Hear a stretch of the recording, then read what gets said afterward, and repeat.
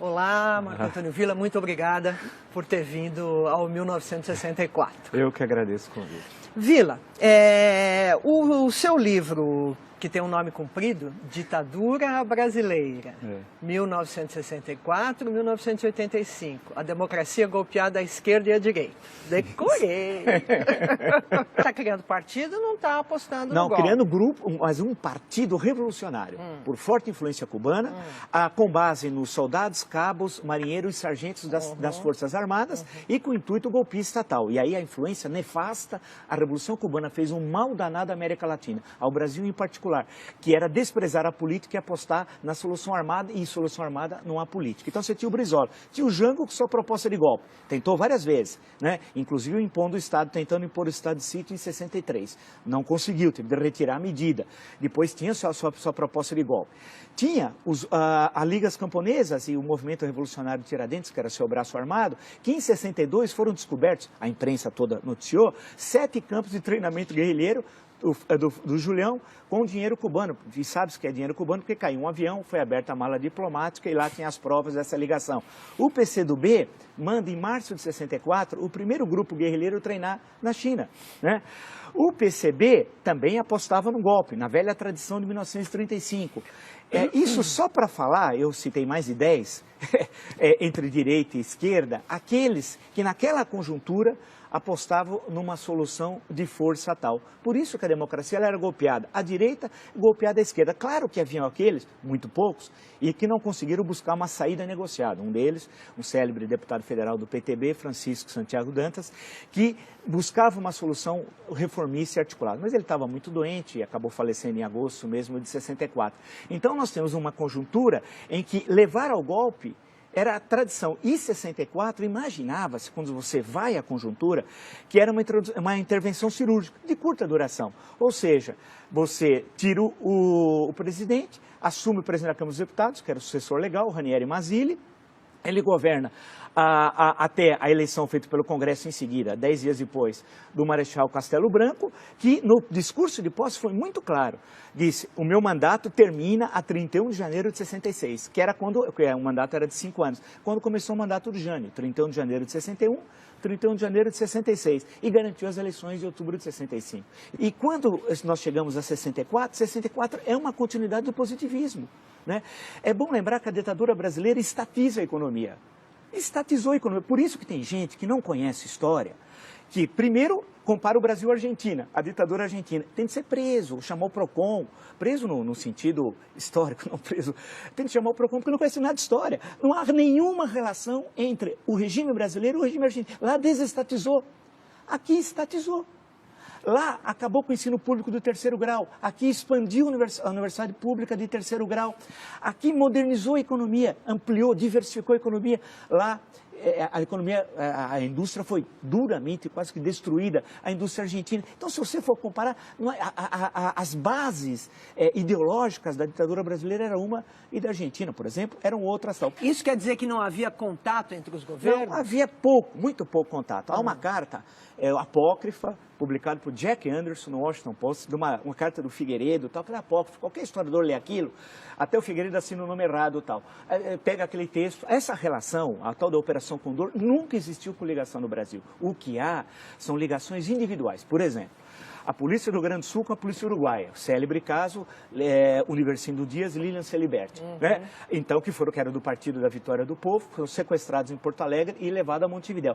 Mas esses casos, que ocorrem também logo depois de 76 com o golpe na Argentina e algo depois em 73 no Chile. Mas o que eu insisto muito em destacar, é que o período 64, 68, na questão que você colocou, como é possível chamar de ditadura? Ele precisa mudar o dicionário. O conceito de chamar o Bobbio, se fosse possível chamá-lo, e mudar o conceito de ditadura no dicionário de política. Por quê? Nós tivemos em 64, em 68, eleições diretas para governadores em 65, outubro, para 11 estados, porque não era coincidente as eleições, com o quadro partidário anterior. Que ditadura tem eleições no qual a oposição ganha, por exemplo, em 2 estados chaves, Guanabara e Rio de Janeiro? Tivemos eleições em 66, tivemos eleições em 68, que ditadura tem passeata dos 100 mil? Como tivemos no Rio de Janeiro, você nem começa a fazer a passeata. E teve a passeata dos 100 mil. Que ditadura tem os festivais de música popular que nós tivemos aqui no Brasil entre 64 e 68? Que ditadura tem o movimento artístico, o teatro, por exemplo, que nós tivemos no período teatro de contestação? A interpretação mais comum, vamos dizer, a respeito desses assuntos de outros historiadores que passaram por aqui, é que, por exemplo, em relação à vida cultural, ela foi formada durante o período anterior à ditadura e ela se espalhou ali a despeito do general-presidente. E assim, enfim, em geral, o entendimento... Pois é, mas não teve censura? Muito pouca. O Show Opinião, por exemplo, que é de 64, teve depois algumas mudanças da principal, primeiro foi a Nara, depois a Maria Bethânia e tal. Você teve algumas... É que você combinou, não é democracia. Aí que é necessário ver os conceitos. Nós temos o período 64 a 68, é uma combinação de autoritarismo com resquícios da ordem democrática da Constituição de 46. Então, nós temos um mix que explica esse período 64 a 68. Explica, por exemplo, a publicação de romances como Quarupi, do Antônio Calado, né? O teatro, a oficina, a arena e não só. Explica o cinema, né? O cinema. É bom lembrar que a ditadura queria lembrar filme, para apoiar o cinema nacional. Eu queria saber que ditador na América Latina criou uma empresa para apoiar o filme nacional. Mas vê como que a coisa é diferente aqui. Então, período 68, 78. Agora, veja a contradição. Por isso que a gente não deve temer. Se construiu uma leitura do regime militar que me parece muito equivocada. Se o AI-5, como é sabido, vigorou de 13 de dezembro de 68 a 31 de dezembro de 78, em 74, nós tivemos uma eleição relativamente livre para o Senado. O Brasil tinha 22 estados. O MDB, a oposição, ganhou em 16, perdeu em 6. Na verdade, perdeu em 5, e no Maranhão era candidato único da Arena. Né? E o que aconteceu? Quem assistiu, se tem alguns vídeos, o regime militar que criou o horário político gratuito. A versão do regime militar não havia, que era para igualar a Arena e MDB. Quem lembra o Orestes Quercia, candidato aqui em 74, explicando a concentração de salários, fazendo um gráfico com dados do Diese, né, do Barelli, e mostrando Teve alguma ditadura que teve eleição? Teve eleição na Argentina, no Chile? Claro que não. Agora, o que tinha? Tinha cassação, claro. Em seguida, o que acontece? Você tem parlamentares, já eleitos em 74, numa vitória histórica, algumas eleições do Lisânias Maciel. É que a grande questão é que há uma leitura que hoje é fundamentalmente ideológica, com a carga ideológica do presente, sobre o período de falar ditadura 79. Por quê? 1º de janeiro. Restabelecida imunidade parlamentar. Quem chama de ditadura não sabe nada de política, de história. Você imagina ter imunidade parlamentar no dia 1º de janeiro de 79, você não pode caçar mais ninguém. 8 meses depois, em agosto, é anistia. E todos foram libertados. Alguns não foram, mas foram logo depois. Todos. E saíram, tinham cerca de, eu tenho o número no livro, são 70, 80. É bom lembrar que no Estado Novo tinha 10 vezes mais, quando veio a anistia em 45. Aí, eleição de 82, chamada de ditadura, eleições que você tem 5 partidos, um dos quais se proclamava socialista, o Partido dos Trabalhadores. E com a vitória da oposição em São Paulo, Franco Montoro, Minas, Tancredo Neves, Rio, Leão Brizola, não só a vitória, mas a posse. Então, chamar o período 79 a 85 e em 84, especialmente entre janeiro e abril, a campanha das diretas. Quer dizer... Mas não isso já era o fim da ditadura. Mas peraí, mas não é mais ditadura. Tá bom. Okay. Porque não existe ditadura com liberdade, com comício, com 1,5 milhão nas ruas. Não há na história do mundo. Tá. Nem na ditadura romana, que tinha outro caráter.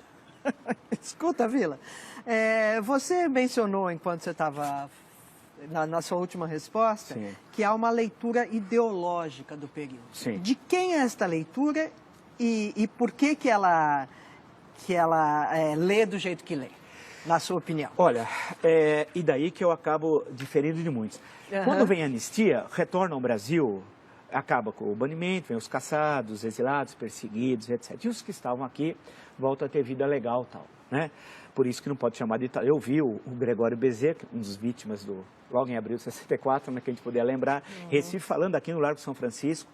Isso devia ser setembro, por ali, outubro, não sei, de 79 e tal. Fui ouvi-lo porque era um mito para todos nós naquela época e tal. Então, a grande questão, e essa é uma construção que eu ouço falar sistemática, que está no livro didático, e já ficou vitoriosa, de que a luta armada levou à democracia. Isso é uma falácia. E eu faço questão, porque eu escrevi vários artigos, isso está no meu livro também, porque nenhum grupo de luta armada defendia a democracia. Não há uma vez a palavra democracia. Se você pegar o livro Imagens da Revolução, do Daniel Arão e do Jair Ferreira de Sá, lá tem quase todos os documentos, você procura, você não acha um que tenha a palavra democracia. Nenhum documento. Todos queriam ditadura proletariada. A divergência seria cubana, algumas vezes de viés soviético, parte desses grupos não tinham muita proximidade com a União Soviética, ou chinesa, se nós veríamos então o Brasil com os olhos puxados. Essa era a divergência tal. Democracia nenhum. E todos, a ação que eles tiveram aumentou a repressão. Estimularam as ações dos porões e tal. A construção, a luta pela democracia não foi feita por esses que se dizem vencedores. Esses são os derrotados. Os vencedores foram os parlamentares do MDB, que ninguém fala. A luta heróica de vereadores, deputados estaduais, federais, senadores. E eu no meu livro resgato 2 só. Lisanas Maciel, que foi um brilhante deputado federal pelo Rio de Janeiro, e a figura de Paulo Brossard. A coragem desse. Citei 2 como exemplo, que nós tínhamos muitos tal. Quantos não foram? Eu queria alguém ter coragem, em 1970, no interior aqui de São Paulo, abrir um diretório do MDB. O padre na missa ia falar, não se misture com aquele homem perigoso que abriu o diretório do MDB e tal. Então esse é o MDB. O papel da Igreja Católica fundamental, e no caso de São Paulo, a figura épica de Dom Paulo Evaristo Arnes, do movimento estudantil, do movimento sindical, dos intelectuais, jornalistas, artistas, da dona Terezinha Zerbini, que abriu aqui o movimento feminino pela anistia. Todos esses estavam falando em quê? Democracia, respeito ao voto. Os grupos de luta armada desprezaram. Eu faço questão, no meu livro cito, leiam, entram no Google, Mini Manual do Guerrilheiro Urbano, leiam. Aquilo é democracia, aquilo é barbárie, aquilo é barbárie pura, é ensinar como matar as pessoas.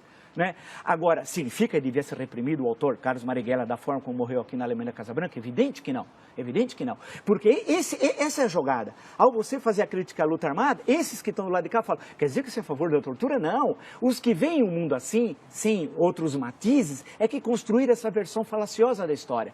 Né? E eu insisto em mostrar que eles não defendiam a democracia, é uma farsa, nenhuma ação. Ao contrário, quando teve a passeata dos 100 mil no Rio, no mesmo dia, aqui em São Paulo teve o atentado ao 2º Exército, onde morre um menino que estava lá prestando serviço militar, que podia ser eu, por exemplo, né, que tivesse, vamos dizer, prestando serviço militar, jogaram um carro-bomba.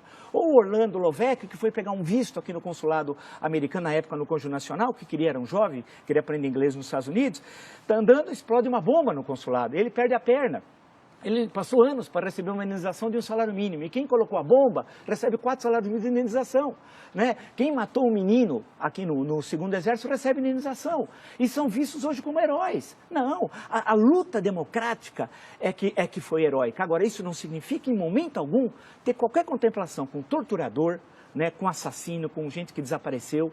Por hipótese alguma. Esses têm de sofrer esse opróbrio da história. Temos de sempre lembrar essa barbárie aqui do DOPS em São Paulo, vou lembrar a figura do Fleury, o Silling em Porto Alegre, Davi Razan, Minas Gerais. Quer dizer, nós temos de lembrar como exemplos do mal, né? A mal que nós nunca devemos voltar a ter e defender a democracia e as liberdades. Eu acho que essa é a nossa grande tarefa e não deixar que o resgate daqueles que lutaram em defesa da democracia seja apropriado por aqueles derrotados, que impulsionaram inclusive a ditadura, porque a cada ato terrorista, maior a repressão, maior a violência, maior a censura. Então, portanto, eu sei que eu remo, usando uma expressão leninista, eu remo contra a corrente, tendo essa outra leitura, porque é mais fácil fazer o discurso do óbvio, mas é o discurso falacioso e que, no fundo, reforça a tradição autoritária brasileira.